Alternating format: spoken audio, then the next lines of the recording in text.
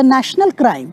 I would like to say that despite having invested so many lakhs, so many crores in recruiting at central universities and other universities, and if your end result is zero, nobody is recruited, then what did you get? Why did you created all that facade? Hello friends, my name is Abhay Kumar and with me is Dr. Dharmaraj Kumar from Jawaharlal Nehru University, and the topic that we are going to discuss is the recent controversy around OBC candidates rejected or called not found suitable by the GB Pant Institute, which is located in Prayagraj in Uttar Pradesh. Today, Hindu has reported that National Backward Class Commission has sent a notice to GB Pant Social Science Institute located in Prayagraj, and it has asked the institute to send details about the recruitment procedures. What has happened that some students have gone to the commission and they have filed a complaint, and they have alleged that while recruiting and while conducting the interview for assistant professors, the institute has done several irregularities, and the OBC candidates were deliberately found non-suitable. So the irony is that the board, the institute has selected candidates belonging to unreserved category, but when it comes to, what should I say, OBC candidates, they were said to be unsuitable. Those who have made complaints to the commission, Backward Classes Commission, have given a statement that it was malicious, designed by the institution, and then the board, the recruitment process had shown full of biases against OBC, and the director of Gobind Ballabh Pant Institute, Social Science Institute, Badri Narayan Tiwari, has been attacked on social media, and several posts have alleged that he has practiced casteism. So the reason why we are holding this discussion is not to target a particular person, but to use this occasion as a background or as an occasion to talk about the state of higher educations in India and why marginalized communities, particularly OBCs, are underrepresented. Know it very well that when Mandal Commission report was implemented, in that report two things were said, and today's mainstream media has no time to talk about those things. First of all, the report, Mandal Commission report, says, and it has accepted, that in higher educations, the dominance is very much there of the upper caste. And the second point the Mandal Commission has said is that if people from deprived background, if they are brought to institutions, to public institutions, their experience will come, and that will enrich the whole process of formulating policies. So it is very sad that the OBC students, one after another, or OBC candidates are deemed, are said, are rejected as not found suitable, and the board has shown biases against them, and several times, several pretexts have been floated that they are not competent, they do not have merit. So on these issues we are going to talk about, and our guest today is Dr. Dharmaraj Kumar, who has studied and done his PhD from School of Language from JNU, Jawaharlal Nehru University, where we are sitting. He has also taught at Delhi University for a few years, but then he also faced a conspiracy by the casteist people there, and on several procedural pretext, he was, if I use the term, he was thrown out of the university. Several statistics have shown, and it has been reported in the newspaper also, that in Central University you will find very few OBC professors. We will take these questions, and I thank Dr. Dharmaraj Kumar for finding time. Good afternoon, friends. First of all, I would like to express my deep respect for our very people's journalist. I call my friend Dr. Abhay Dr. Abhay Kumar, and who has introduced you the topic for which we have come here. I have agreed to speak on it because it's very vital issue. It cannot be ignored. So I'm going to talk to you with reference to the injustice which has been meted out to the OBC candidates who went for permanent regular post interview at GB Pant Institute, Govind Vallabh Pant Institute at Allahabad, which is headed by a very renowned person otherwise, who is known to be working for social justice, Dr. Badri Narayan Tiwari, and he does not write his name Tiwari, and there is a context to that as well. People earlier believed that Badriji do not write his Tiwari title because then he maintains a kind of certain conscious decision while not maintaining or practicing the caste system by adding Tiwari.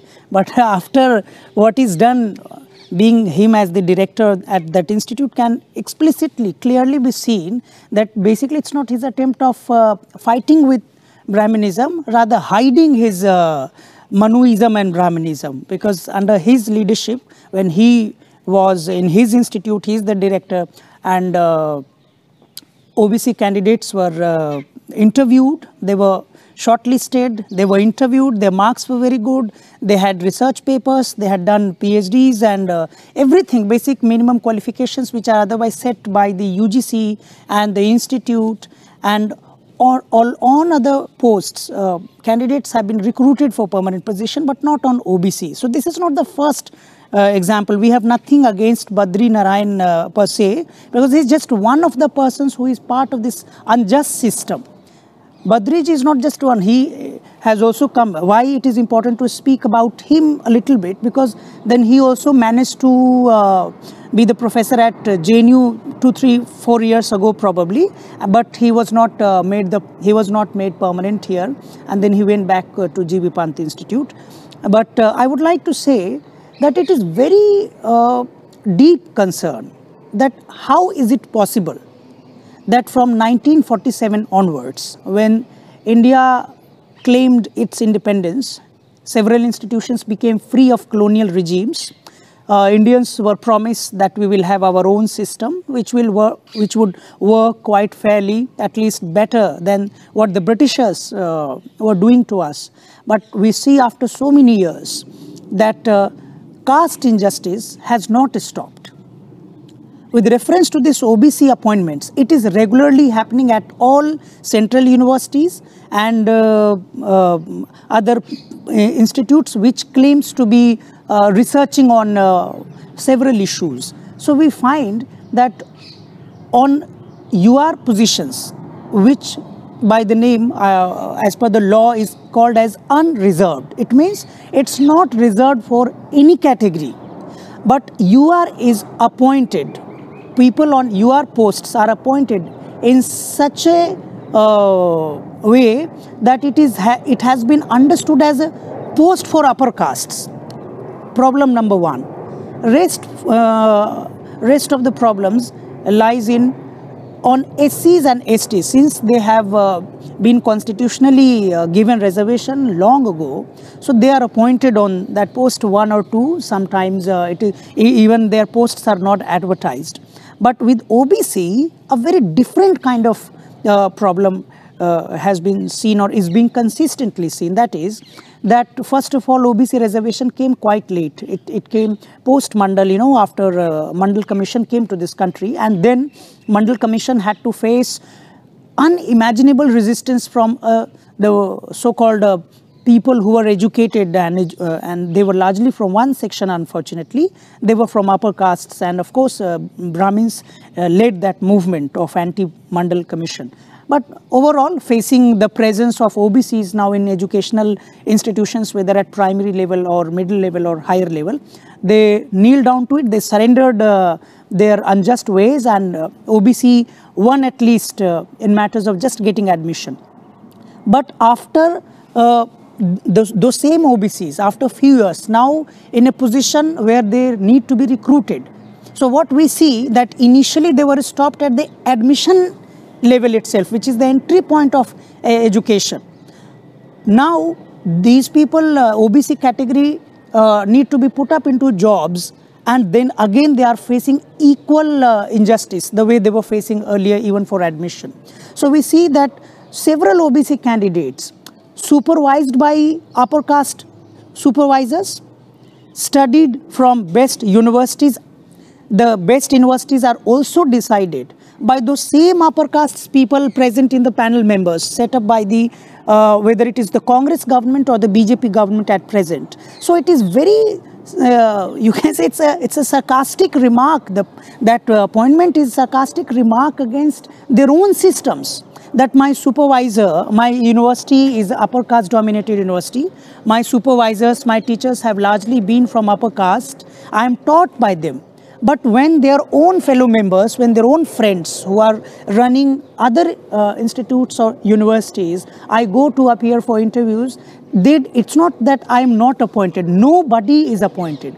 It does not matter whether the candidate has studied from Oxford University or Cambridge University or London School of Economics or Delhi School of Economics or JNU or Delhi University or Jamia and Ambedkar University and so many other universities and good students. How is it possible that they fail every time to find even a single candidate from a certain category?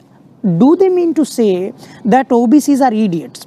Do they mean to say that OBCs are born illiterate? Do they mean to say that OBCs, despite having invested lots of resources on them, they cannot compete with a certain kind of care? What do they want exactly to say? And just to remind it, if I would like to take you a little back to that incident wherein I think IIT Kharagpur, there was only one Dalit professor, assistant professor, who faced lots of resistance, that he had to resign.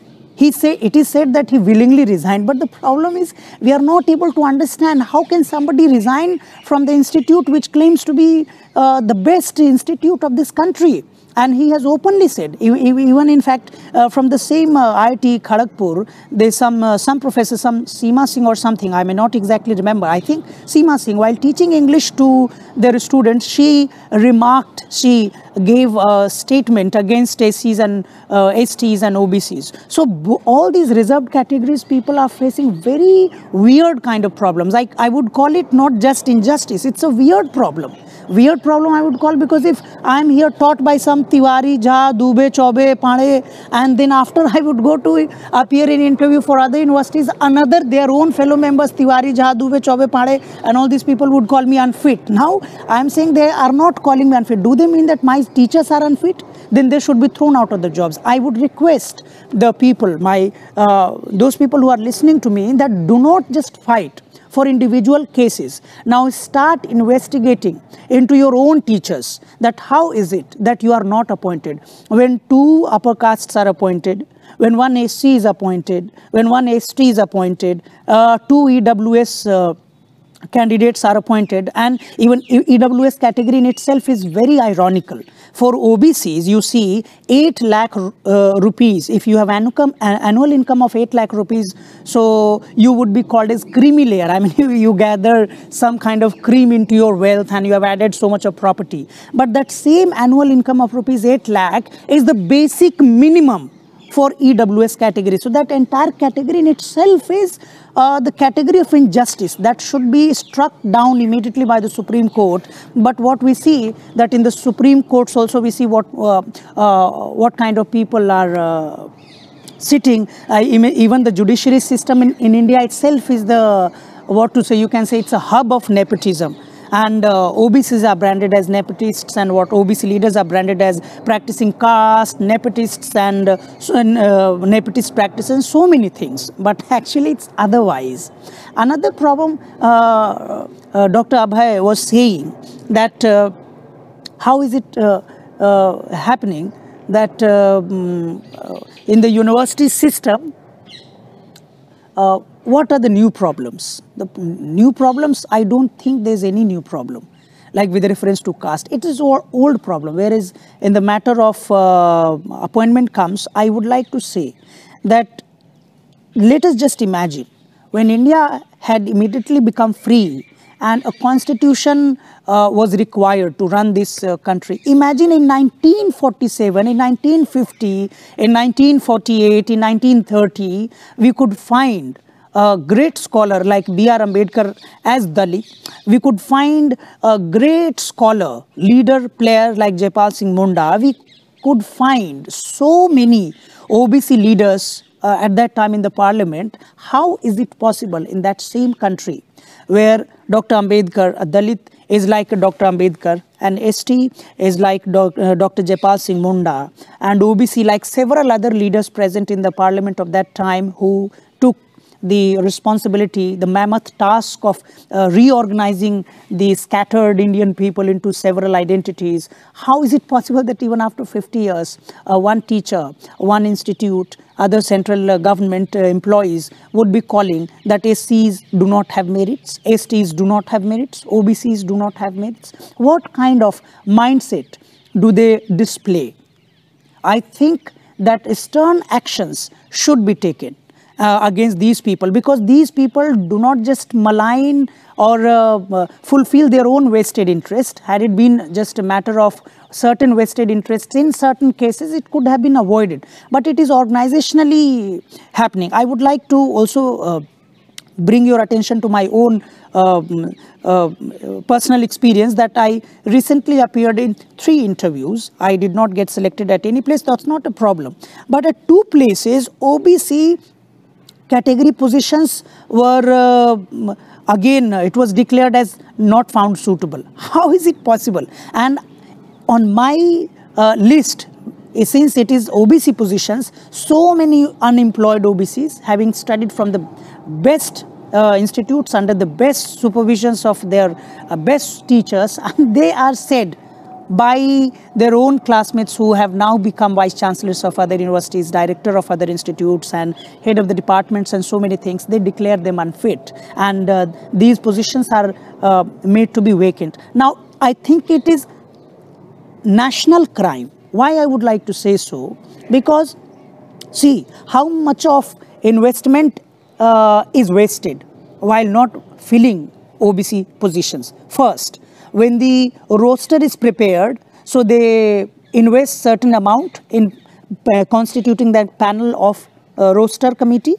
After the roster committee finalizes certain number of seats, it is advertised. Even in that advertisement in several newspapers and all newspapers, certain amount is invested by the university or the institutes. After that posts are advertised, expert panel is prepared, and experts are called for either by aeroplane or Rajdhani ticket and AC1, and it is costly affair. It is not. And above all that, after, you imagine if your institute announces to recruit teachers for 10 years, after 10 years, after 15 years, after 20 years, and otherwise posts are made deliberately to be vacant for years and years. Actually, do they mean to say that they harm only OBC candidates?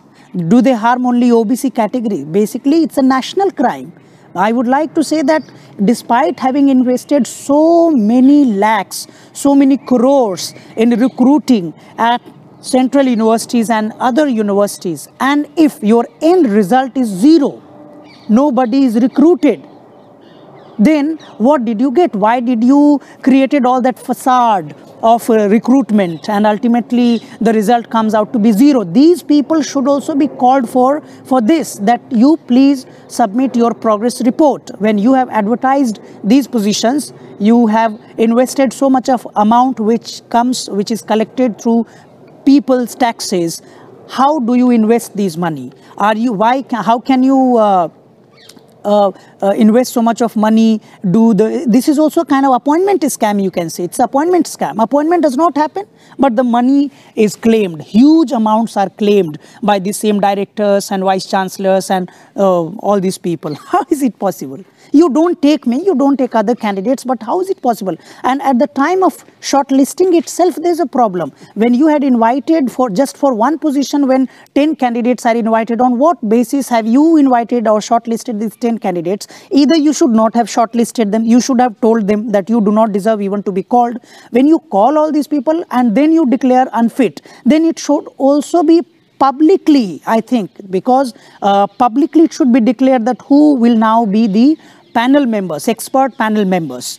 Their details, their CVs, their works should also be brought into investigation. Who were these great scholars who declare one candidate unfit? Because if I would go and I would present my case, as you are watching it, you would also judge me. I'm also being judged. When I'm being judged by the people, so do you think whose judgment would be better? When the class, imagine in DU, teachers teach for many years. When the same DU teachers from OBC category go to appear in the central universities to appear for permanent positions, they are declared by 3 candidates or 5 candidates or 7 candidates as unfit, and thus the post is declared as not found suitable. Now the question here is that it should be either the DU should be inquired, that how did you appoint this teacher for 10 years, 15 years, and what did he teach to students, or these panel members conducting interviews, they should be brought into investigation. There should be proper committee set up for appointment. And it is not just a matter of OBC category. If you would see that for years and years posts are lying vacant deliberately, because if the son and daughters of that director, of that vice chancellor, of the head of the departments are not born, educated and collecting the degree, those posts are deliberately made vacant. But if a genuine candidate who has studied in time, who has finished everything in time, now is in search of job, appears in, and their posts are not even advertised. So a very huge injustice is going on in this country in the name of appointment. Dr. Dharmaraj has said that it's a national crime to leave OBC post vacant and to call it NFS. Friends, I should have mentioned this fact in the introduction, that Dr. Dharmaraj Kumar has taught at Delhi University for 3.5 years, and then suddenly the pretext was made that his master's is in linguistics and he is not suitable to teach at English department. I think those who have studied literature know it very well that linguistics is inseparable part of any language.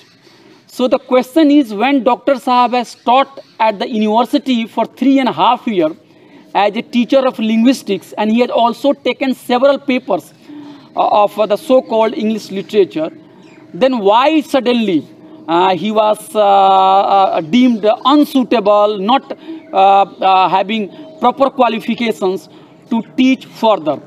Many people look at his rejections from the university as a punishment for his vocal advocacy for the rights of marginalized community. A teacher or a student is not a robot. Many people don't know that in many interviews, Dr. Dharmaraj Kumar, who has been rejected, has written several articles in the reputed newspapers, and he has also translated the great work of eminent historian Ramcharan Sharma and R.S. Sharma's book Ancient India into Hindi, and that is part of the course in Indian universities, and thousands of copies are being sold. So the question is, the person who can teach at Delhi University for 3.5 years, the person who has written several articles in reputed journals, the person who has translated the eminent historian's work, and that is part of the syllabus, is now suddenly called unsuitable, not good enough, not having proper merit. So these are also very important facts that reveal the casteist and upper caste nature of the Indian university. And as Dr. Sahab has said very clearly that Indian university is hub of upper caste nepotism. Now the last questions I am asking Dr. Dharmaraj Kumar, that any institute, GB Pant Institute or its director Badrinath Tiwari, they are not acting in isolation. And National Commission for Backward Classes have sent a notice. But can we hope that the OBC candidates are going to get justice, or the Brahmanical structure is so powerful that such complaints will not cause any problem for those casteist elements who are sitting at the university? And this is also linked with some more questions, that what is the way out? Is there any need to wage a political struggle? What social justice parties are doing? What civil societies are doing? So you can take all these questions together. Yeah, Dr. Abhay ji has asked a very pertinent question, raised pertinent concern that even I have faced injustice myself. So that way I'm the best person to speak on such issues, and I'm OBC as well, and for many years, just at a lighter note, I'm saying that so many people initially, even in JNU, they did not know my caste category, so they were quite worried that what category he actually belongs to, since I was part of the left parties, and then later on we started our own party called Concerned Students, and thereafter I worked vehemently because I believe in Ambedkarism and the issues of social justice. So I worked with BAPSA as well for quite some time. Well, two questions sharply. What happened to me, what happened with me, and with reference to that, Badriji. I would like to first of all thank my friend Mayank Yadav and Vivek Raj, who have taken this tough challenge in his hand, making sure that injustice of this kind to OBCs stops at this juncture and it does not continue anymore. So Mayank, wherever you are, if you are listening me, please accept my thank you, and Vivek, you too. And now I would like to say that this case at GB Pant Institute would also prove to be a litmus test for National Commission for Backward Classes, which has recently been provided by the so-called great OBC Prime Minister Narendra Modi ji. So this case is going to be the litmus test if under the Modi ji and by the chairman of that National Commission for Backward Classes, whether this case is being resolved justly or it would just end up like millions of cases of marginalized sections as they are lying unattended, or let us say aggrieved parties are suffering for years and years. So let us see what's going to happen. Whereas question of my job comes, so problem is not quite unique.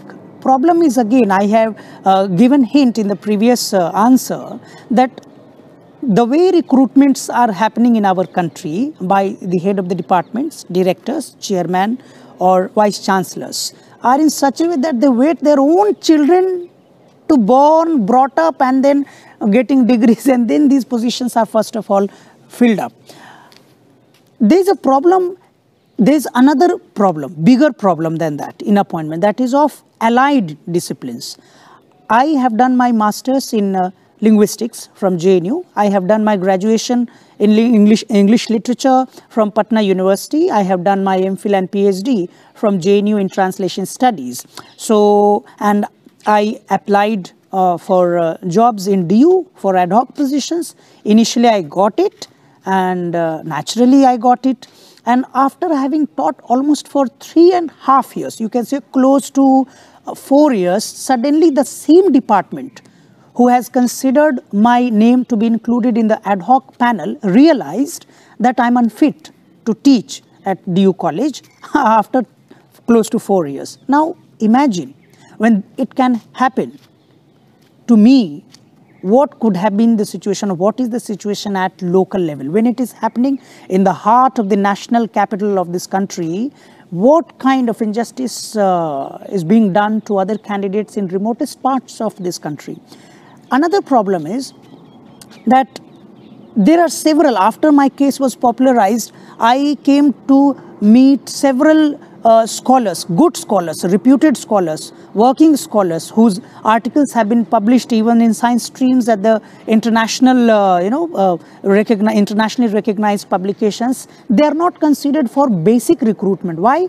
Because if they have done their BSc in biology and they came for masters and MTech in biotechnology and nanoscience and microbiology and other disciplines, so these students, these scholars are not considered fit even to teach those same BSc biology or BSc physics honors or BSc maths honors on the same ground on which I was kicked out. Now let us see the contradiction between the UGC norms and the arbitrary, or you can say in elite language, discretionary powers of these so-called powerful people holding positions.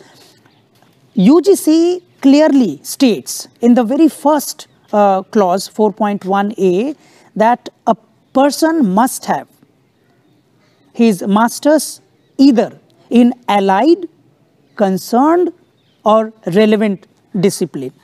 Now nobody follows it. When the same rule goes to be implemented, when it reaches to the departments to be implemented in practice, what then happens? Nobody, no heads of the department, they follow it.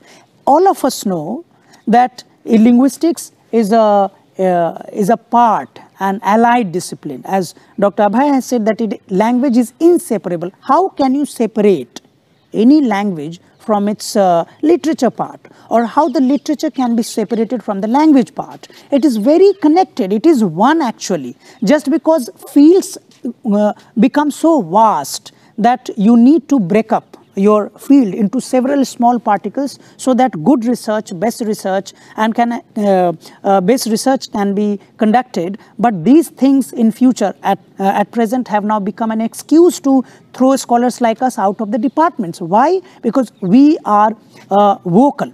We protest against something which is wrong. Now the question is, if I stand in the classroom in front of my students and teach them to fight against injustice, any kind of injustice that comes in front of them, how can we surrender? How can we remain silent when massive kind of fight is going on for justice? We should also speak, but that speaking becomes an issue for the system, and you are thrown out on one or the either exceptions. Otherwise, in matters of, you imagine that I have studied from JNU and I am thrown out, and we have a Prime Minister in India whose degrees are yet unknown.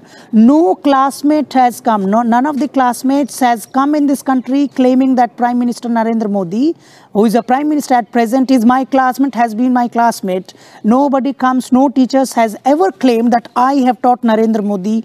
No principals or head of the departments come forward by saying that, like, look, I am proud principal of this school, college or university, I am proud vice chancellor of this university, that it is a great occasion that I am the vice chancellor when Modi ji did his BA and MA in entire political science, and then he became the Prime Minister. It's a matter of pride. Nobody comes forward. So this is clearly visible. This injustice is so visible that people of linguistics, people having studied advanced study like biotechnology, microbiology, and so many other disciplines that I may not know, or new disciplines in the name of interdisciplinary that we cannot know, or which is yet to grow, these scholars' future are in dark, I'm telling you. Nobody is going to take huge amounts, national resources are being invested in preparing these scholars. Why? So that the same knowledge should be given to students, to the coming generation. But I'm educated by the government, but government has no planning. How to take advantage of my work. I want to work for the society and work, but government does not have any scheme. And even if at times government frames the rules and regulations, and then the same casteist people are holding the positions everywhere at key positions, they would throw you out. There's a very prominent case, even if my case is not so prominent, if you consider most of you may know that there's a Dr. Ritu Singh in Daulat Ram College teaching in psychology department, I believe, and she was thrown out just for being vocal against a certain party. How can it be possible? If teachers would not speak truth, who would speak? If teachers would not teach their students to be truthful and speak with power, looking straight into their eye, who would do that? So it is a huge, in the name of contradiction of rules and regulations, most of the injustice is being done. So I would like to request to all of you that wherever you are, fight against these small injustices that you see. No injustice is small, no injustice is big. Injustice is injustice. So I would request all of you to say that whenever you see the injustice, whenever you see the injustice being done to others, please stand firm and fight collectively. It's pleasure talking to you, Dr. Dharmaraj Kumar. Thank you very much. Kindly like, share and subscribe our YouTube channel.